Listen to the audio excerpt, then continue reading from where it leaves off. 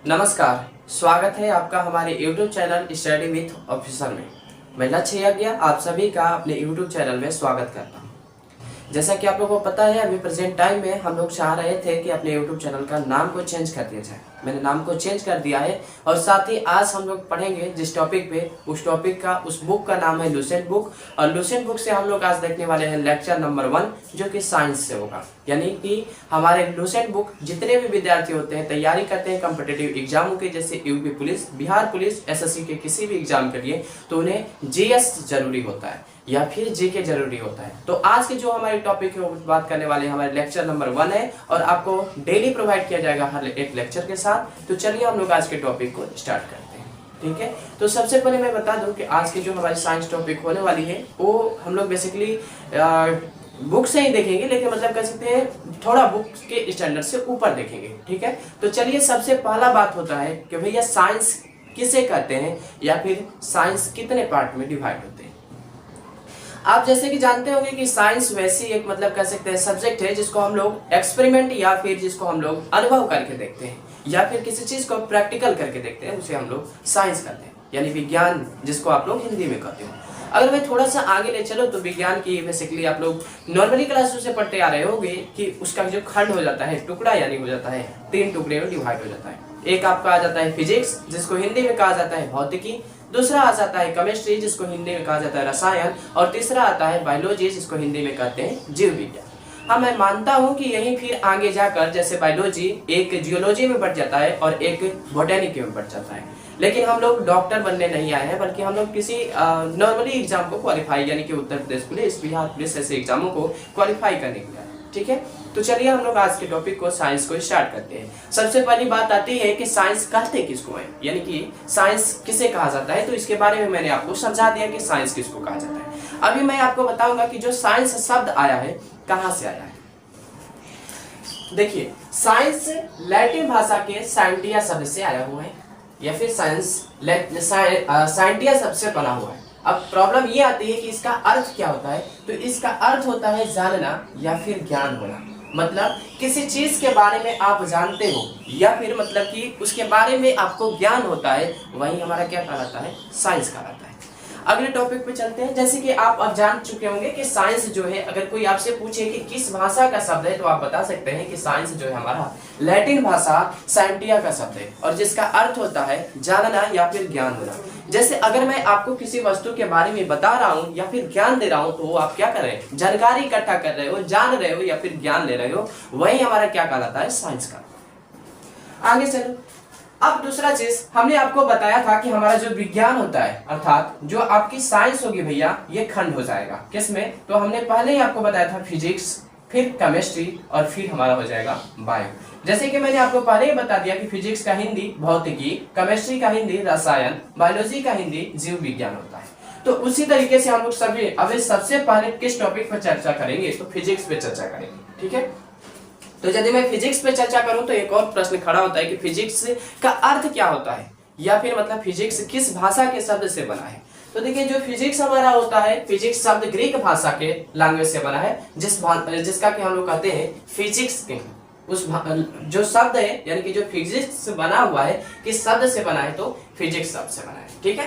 अब अगला हमारा टॉपिक आता है, क्योंकि आप लोग को पता होगा कि जब हम लोग साइंस को स्टार्ट करते हैं, और मैंने कहा कि एकदम नॉर्मली लेक्चर से, यानी कि आप अगर अपने लुसेंट बुक निकालो तो उसमें ये एडजेक्टिव लिखा हुआ है, ठीक है। अब चलो, तो इसमें हमारा पहला आता है मापन किसे कहा जाता है भैया। तो किसी वस्तु, पदार्थ या फिर व्यक्ति से संबंधित भौतिक राशियों का माप करना ही हमारा क्या कहलाता है, मापन कहलाता है। अर्थात अगर आपसे कोई अब पूछे तो बताइएगा कि जो मापन होता है हमारा क्या होता है, भौतिक राशि या फिर किसी पदार्थ या फिर व्यक्ति से संबंधित भौतिक राशियों का क्या करना, माप करना ही हमारा मापन कहलाता है। अर्थात अगर आप किसी वस्तु के बारे में बोल रहे हो तो उसको कैसे करोगे, मतलब उसका मेजरमेंट कैसे करोगे, लंबाई है, चौड़ाई है, वेट है, या फिर कह सकते हो क्या है, मतलब सेंटीमीटर है, मीटर है या फिर किलोमीटर है, क्या है। तो इसके आधार पे अगर आप करते हो तो वही हमारा क्या कहलाता है, मापन कहलाता है। ठीक है। अगला देखो, अगला पॉइंट हमारा है मात्रक। अब जैसे कि देखो, मापन जब कर रहे हो तो मापन के लिए मुझे किस चीज की जरूरत पड़ेगी भैया? मात्रक की। देखो यानी कि इसका पढ़ने के बाद ही पता चल जाएगा, जिसके द्वारा मापन किया जाता है उसे हम लोग क्या कहते हैं? मात्रक कहते हैं। अर्थात आपको मैंने कहा ना कि जैसे आपको अगर बोलना हो जाए तो आप बोलोगे ना केजी, लीटर या फिर मिलीलीटर या फिर किलोमीटर या फिर मीटर, ये सब बोलते हो, तो ये सभी तुम्हारे क्या कहलाते हैं बाबू? मात्रक कहलाते हैं। ठीक है, आई होप मुझे आशा है कि आप लोगों को मेरा साउंड और वीडियोस क्लियर होगा। ठीक है, अगला टॉपिक पे चलो। अब मैंने यहाँ पे लिखा हुआ है कि भौतिक राशियों के प्रकार कितने होते हैं, यानी फिजिकल क्वांटिटीज के टाइप कितने होते हैं। तो भौतिक राशियों के जो प्रकार होते हैं देयर आर 2 टाइप्स। लेकिन प्रश्न ये खड़ा होता है कि भैया किस आधार पे? तो एक में सिर्फ होता है केवल परिणाम होगा, और एक में जो होगा दिशाओं परिणाम के आधार पे इसको डिवाइड किया जाता है, अर्थात मतलब इसको डिवाइड यानी कि भाग दिया जाता है। केवल परिणाम में आपका आ जाता है अदिश राशि, जिस राशि को कहा जाता है अदिश राशि, और परिणाम और दिशा जिसमें दोनों रहती है उसको कहा जाता है सदिश राशि। एग्जाम्पल, प्रश्न ये खड़ा होता है कि भैया अदिश राशि और सदिश राशि का मतलब क्या हुआ?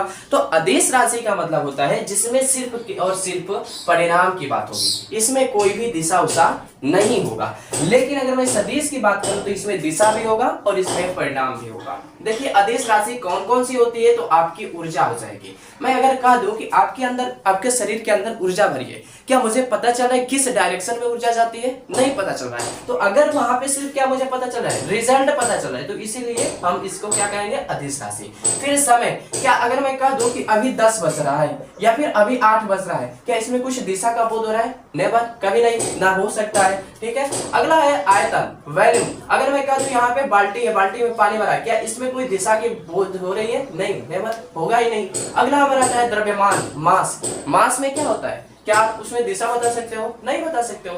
टेम्परेचर नहीं बता सकते, कार्य नहीं बता सकते, विद्युत धारा नहीं बता सकते, और पृष्ठ तनाव लास्ट में हो जाता है। यानी कि ये जो 7 हमने बताया, 7 ये सातों हमारे क्या है? अदिश राशियां हैं। इन सातों राशियों में क्या होता है कि हमारी मतलब कह सकते हो कि ये हमारे, इसमें कभी भी हम लोग दिशा नहीं जान पाते।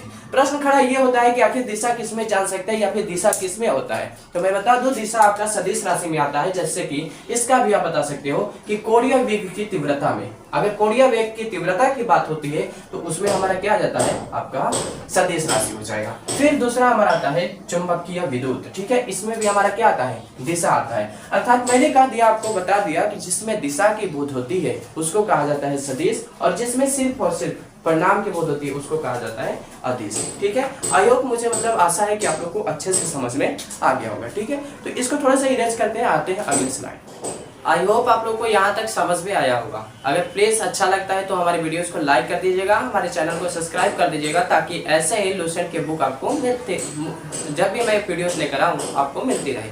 चलिए अगले टॉपिक पे चर्चा करेंगे। अब अगला टॉपिक मैंने लिखा हुआ है कि मापन यानी मात्रा के कितने प्रकार होते हैं, यानी कि जब किसी चीज का मेजरमेंट आप करते हो तो कितने प्रकार में कर सकते हो।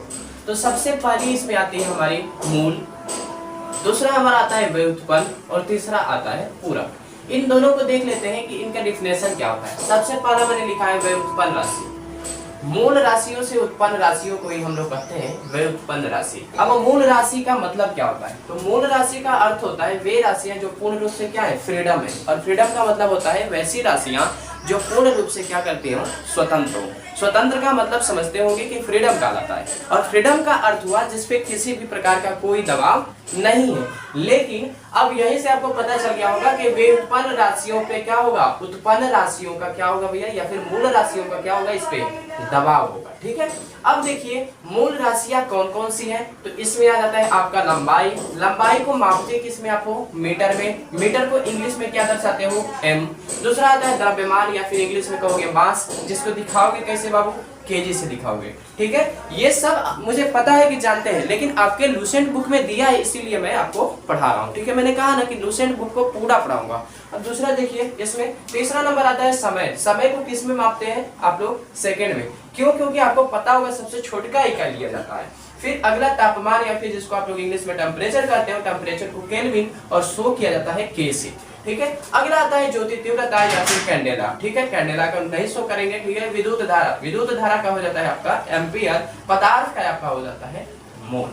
आई होप, मुझे आशा है कि आप लोग को ये लेक्चर बहुत अच्छा लगा होगा। अगर लेक्चर अच्छा लगता है तो आप लोग हमारे वीडियोस को लाइक कर दीजिएगा, चैनल को सब्सक्राइब कर दीजिएगा। मिले एक नेक्स्ट वीडियोस के साथ, और वो भी रहेगा हमारा साइंस का सेकंड पार्ट। तब तक के लिए जय हिंद, जय भारत, जय बिहार।